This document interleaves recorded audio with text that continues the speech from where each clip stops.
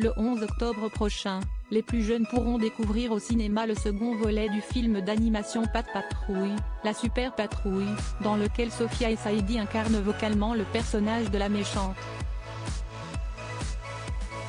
À l'occasion de cette première expérience de doublage très réussie et joyeuse, l'actrice et chanteuse de 39 ans s'est confiée dans les colonnes du Parisien, ce vendredi 1er septembre. Une interview qui a été réalisée 3 jours plus tôt. Nos confrères en ont ainsi profité pour la questionner sur sa participation à la Star Academy, qui l'a fait connaître au grand public et a lancé sa carrière artistique, il y a déjà 20 ans. Le 29 août 2003, j'étais dans un car qui m'emmenait au château de la Star AC, a-t-elle constaté, en expliquant avoir fait du chemin, notamment mentalement, depuis cette période de sa vie. Maintenant, je n'y repense qu'avec de la douceur et de la tendresse. Les petites blessures que j'ai pu avoir sont guéries depuis longtemps, a-t-elle assuré avec sincérité.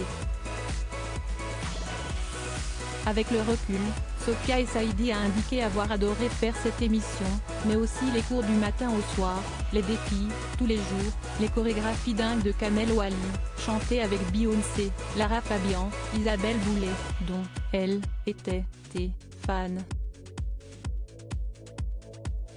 Avec fierté et admiration, l'actrice a expliqué aux Parisiens que Sting avait été adorable et qu'elle aimerait beaucoup revivre un moment comme celui qu'elle a pu vivre en sa compagnie grâce à la Star Academy. C'est mon rêve ultime de rechanter avec lui.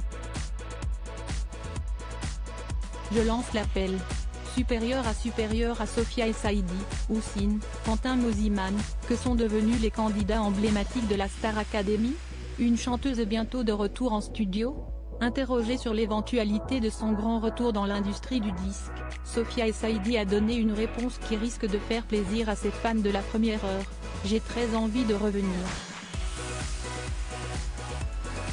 J'ai une vie très épanouie en tant qu'actrice, beaucoup de projets, mais la musique, c'est viscéral pour moi.